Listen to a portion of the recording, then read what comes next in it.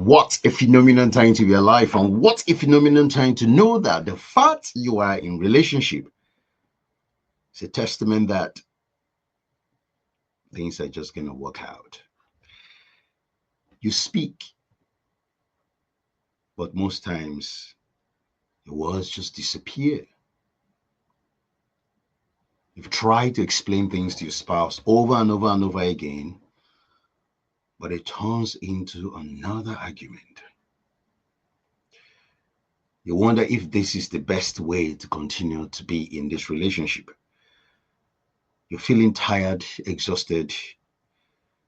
Every time you try to speak and to be yourself, you're always feeling invincible, unloved, uncared for, unseen.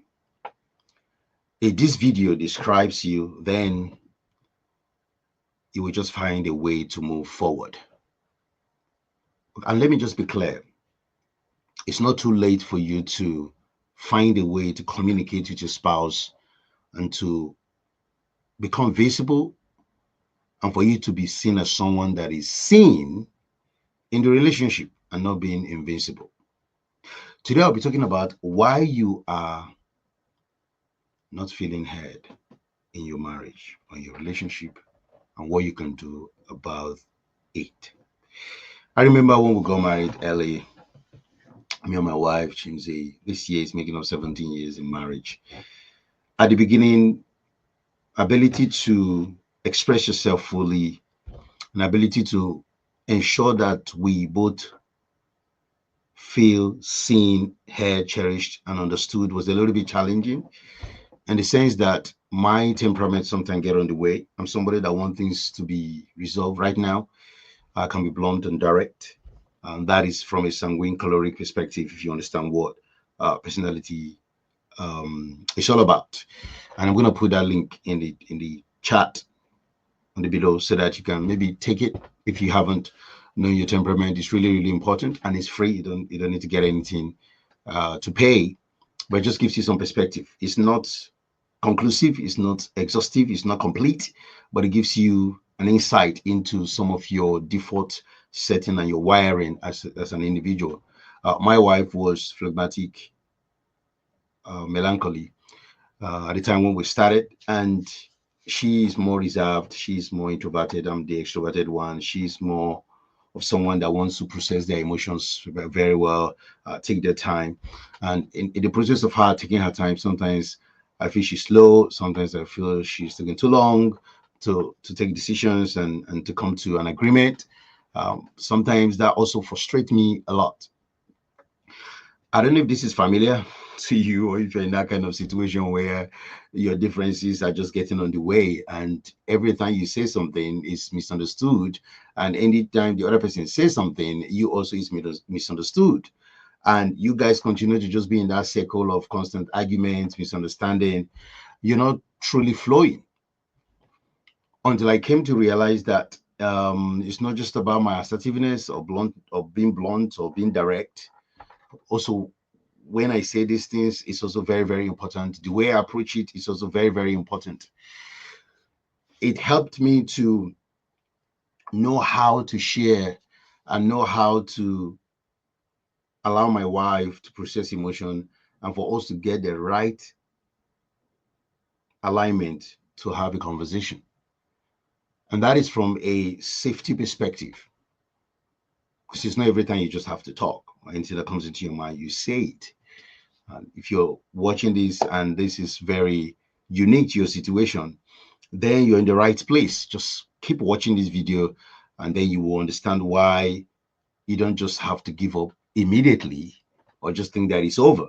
Everything has a process. The challenge we have is we're not very intentional, right? We don't like to follow process to the end. We want things to happen very fast. We want things to be done maybe in our own way.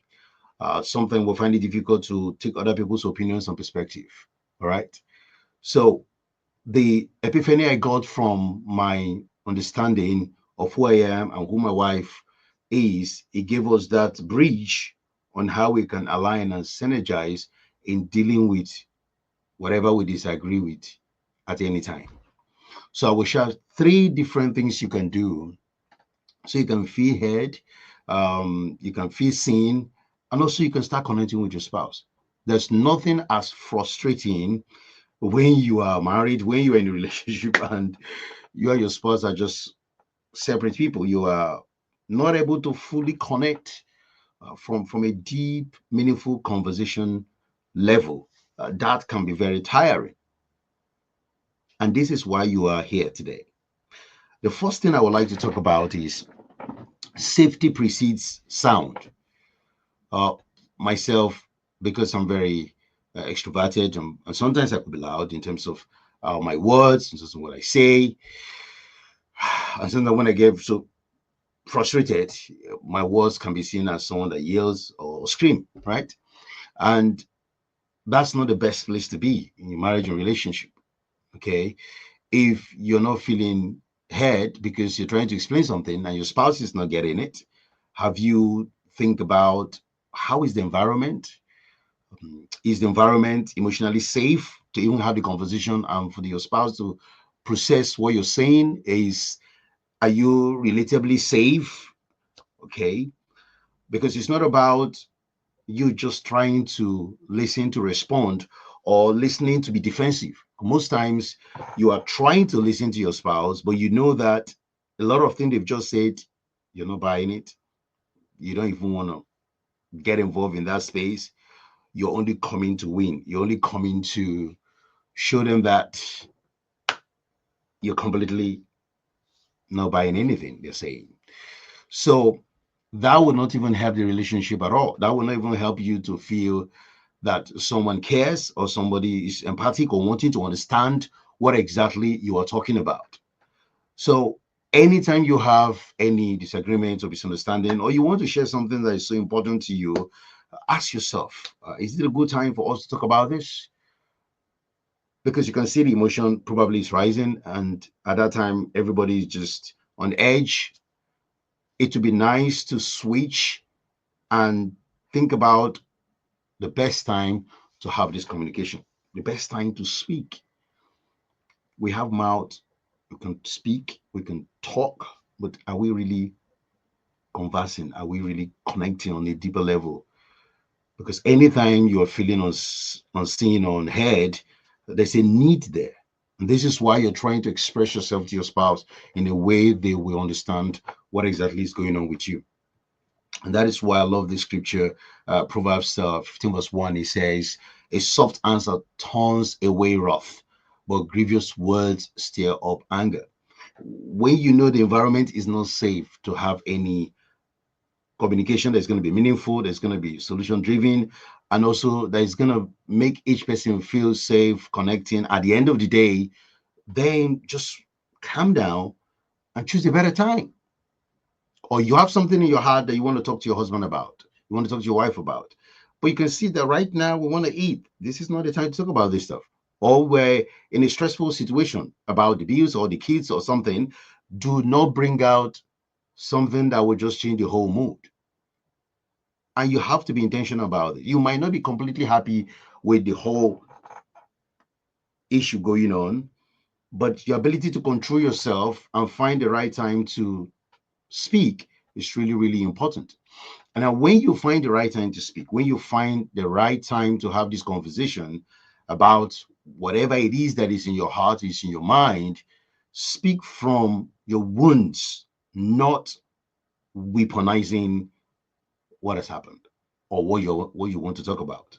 It's very easy to attack the personality of your spouse. It's very easy to attack the temperament, to attack their character because of how you are feeling. When you speak from the place of weaponizing what has happened, I think you create even deeper wounds.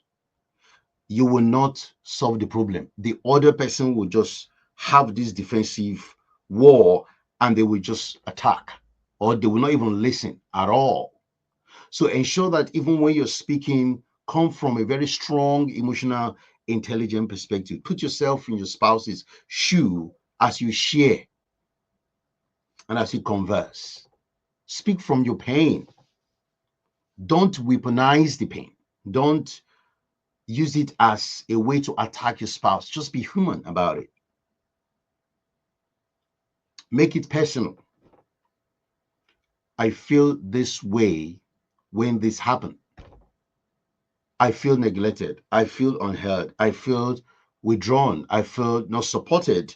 You're coming from your pain. You're not coming from the your spouse's personality or your spouse's perspective. Where you say you always do this, you never do this. All those phrases, they are phrases that are just going to create more distance between both of you. So explain the pain, describe the problem from a personal perspective. I feel I'm not supported and heard when I raise A, B, and C, right? And this is why it's good for you to name how you feel and what you're going through, so that when you are trying to explain, you're very good at it. Okay, you're not all over the place. So if you find the right time to talk about whatever it is that is going on, and if you try to talk about it and things are just not in the right place, it's possible the environment is not the best time. The place is not conducive for that conversation. So always look for relational intelligence, environment intelligence to know when to do that. Number two, you also need to ensure that even when you are trying to share from the wound, share from the pain, share from what you're going through. Don't share from attack standpoint. Don't share from weaponizing whatever has happened to make your spouse even more upset or aggressive or even defensive, because you can trigger that. So this is really, really important. And lastly, you need to validate before solution. Validate before solution. When you share things with your spouse, when you explain things to your spouse doesn't need you fixing something immediately. They just want you to observe. They just want you to listen first, because validation is key. Actively listening, focusing your mind, trying to even ask questions to make sure that you know exactly what they're saying. This is why emotional intelligence is so powerful. When you guys are having conversation, put yourself in your spouse's shoe. If you're speaking, speak from an emotional standpoint. And if you are listening, listen from emotional intelligence standpoint. Both of you need to be relational.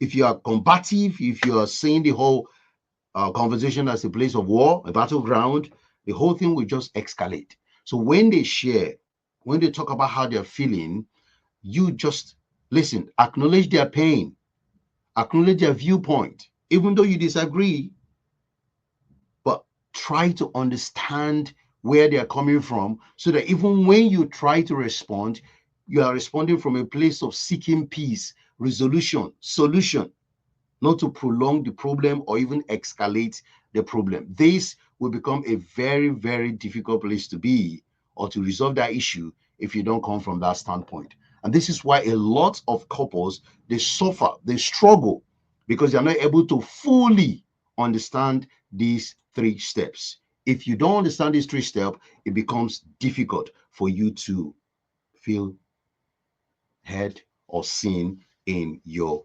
relationship. And I want to say to everyone listening, or to you particularly, you're not alone. These things happen in relationship. If you're watching this, I am telling you, you are not alone. And the fact you're watching this, you care.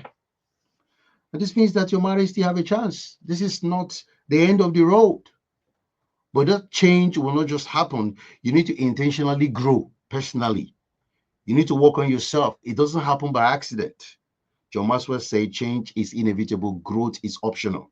So you need to be intentional in growing on how to communicate, when to communicate, how to listen, how to respond, how to work on your emotional intelligence. This thing will help both of you to know how to communicate properly, and also to how to resolve issues easily. By doing this, it will impact your relationship, it will impact the way you communicate with each other. The three things again is: one, make sure it's the right time to talk. Two, speak from your wound. Don't weaponize the wound to attack your spouse. Number three, validate, empathize, understand them first before reconciliation, before solution, and before finding a place of compromise to make your relationship work.